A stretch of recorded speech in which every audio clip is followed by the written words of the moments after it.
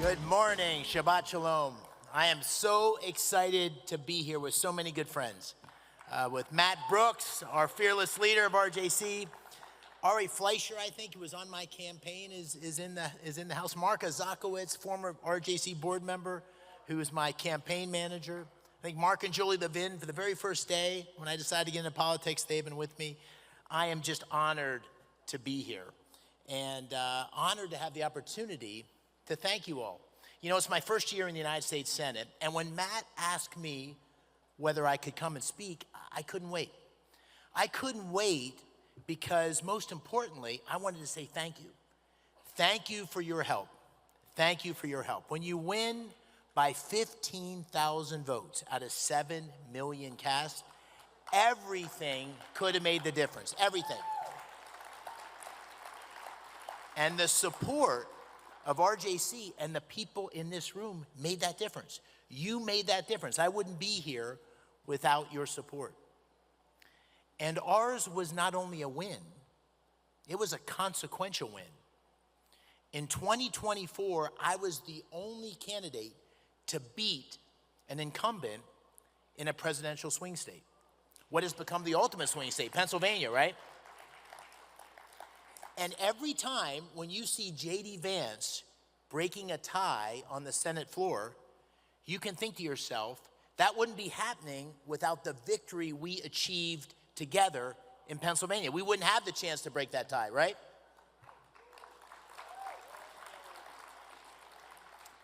I also wanted to be here because we, the men and women of the RJC, and we've been on a journey together, and I wanted to spend a few minutes reflecting on it. It's been a journey of common cause and common interest that culminated with my election in the United States Senate.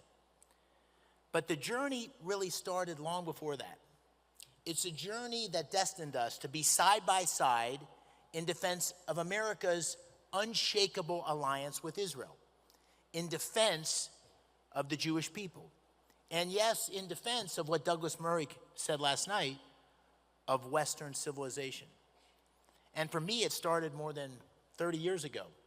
I had just completed my service in the Army, in the 82nd Airborne, where I had been deployed to Iraq in response to the brutal invasion of Kuwait. This was during the first Gulf War. And I took a year after leaving the Army to travel throughout the Middle East. I traveled to Syria and Turkey, and then to Israel. From Jerusalem to Tel Aviv, from the north to the south. And I saw the beauty and the miracle of Israel with my own eyes, and I've seen it many times since. I prayed at the Kotel, touching the ancient stones of the Western Wall, and I felt an affinity with the democratic values in the toughest neighborhood in the world. And I saw the complexity of the regional situation, but also the promise of it, the vision of a strong Israel integrated peacefully into the larger Middle East, an economic powerhouse, and America's greatest ally. And it left a deep, deep impression on me. Then my journey took me back to Israel when I was Undersecretary of Commerce in the George W. Bush administration. In that role, I led negotiations with Israel on export controls. And those talks were tough, but they also planted the seeds of deep friendship and respect. And I developed a friendship with General Yossi Ben Hanan, a hero of the Six-Day War and the Yom Kippur War, whose face famously graced the cover of Life magazine. And that Life magazine cover, with Yossi holding his weapon and cooling off in the Suez, is displayed proudly in my office with his signature and a call out to a fellow paratrooper.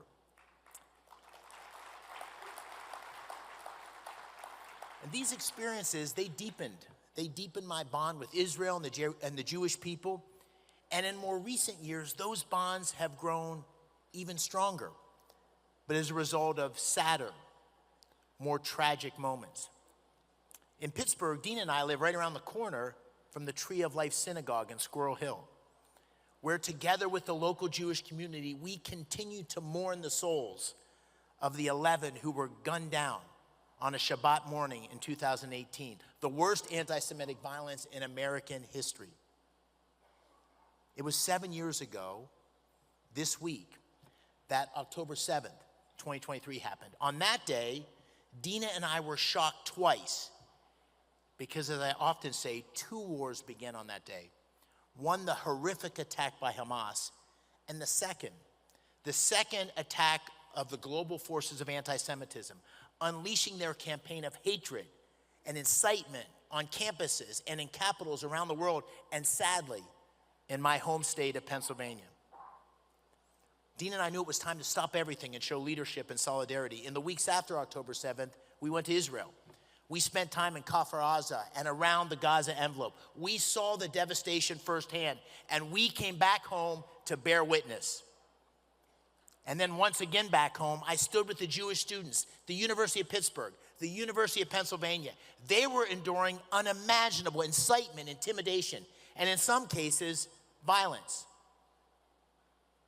So when I say we've been on this journey together, I don't mean it literally, but I do mean that these experiences made it so I feel that way in my bones. This is personal. It's in my kishkas. And all of this happened before I was elected to the United States Senate. And then when I was elected, I was elected with your help, and for that I'm very grateful. I have tried to be a voice for the U.S.-Israel alliance and been deep in the debate about how that relationship benefits not just Israel, but also advances American interest every single day.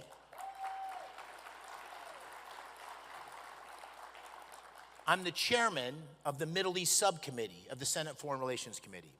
Unusual for a freshman, but I have really been pleased and honored to get that opportunity. I've used that as a perch to hold multiple fora with hostage families, to keep their plight front and center at the moment when the left wanted to blot them out of the story. This was the same spirit as Dean and I attended the vigils in Squirrel Hill that happened every week for the hostages. My first trip outside of the United States as a United States Senator was to Israel, and then the United Arab Emirates.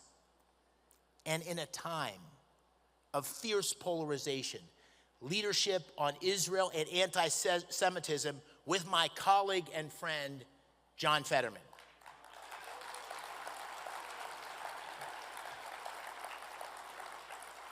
Every step of the way, from Hamas to the Houthis to Hezbollah, from the pager operation to Operation Midnight Hammer, it has been my honor to stand shoulder to shoulder as Israel has dismantled Iran's Ring of Fire. And it's been my honor to defend American interest as President Trump delivered a devastating blow to the Iranian nuclear program. And you've just done it. But speaking of Iran's Ring of Fire, let's just take one more time, a second to think. Thank God President Trump was elected the 47th President of the United States. Thank God for Israel. Thank God for the Jewish people. Now here at home, I've also called out anti-Semitism and selective outrage wherever it's reared its ugly head, whether it's speaking out about our college campuses or leading the fight when Norway made discriminatory BDS moves. So that's our journey, and that's our journey together. But like you, like all of you do in the Passover Seder, we are not just here to tell the story of what came before. We need to look to the future with hope. And in the Passover Seder, you tell the story of the struggle for freedom, but also look over the horizon, and you close with the words, next year in Jerusalem.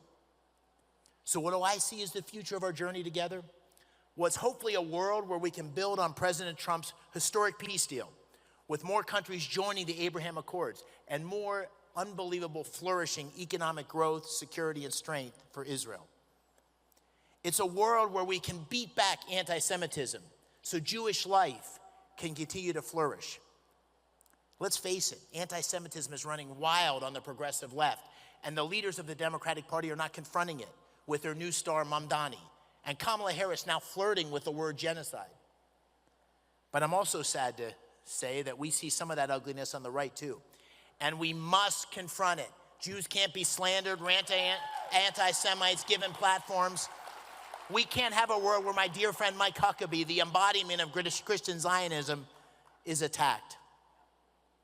And all of this leaves me to be concerned and vigilant, but not undeterred. I take inspiration, as I know some of you do, from Winston Churchill, who was a man, a savior of the Western civilization until America joined the Second World War. And he took his fair share of criticism for his relationship with the Jewish people and his avid support for Zionism. He was attacked from all quarters, but he paid it no mind. Of the Jewish people, he once wrote, and I quote, "We owe to the Jews a system of ethics which will be worth the fruits of all other wisdom and learning put together." And of Israel, he said, "There should be a Jewish homeland in the Holy Land, quote, as of right and not by sufferance," end quote. He always spoke. He always spoke. He always spoke with that kind of moral clarity that was sadly unfamiliar to some in his country and is sadly unfamiliar to many in our country. But he never flinched. Sadly, that kind of moral clarity is needed more than ever today.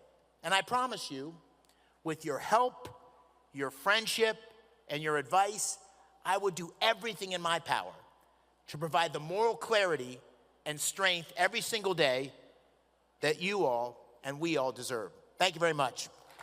Thank you.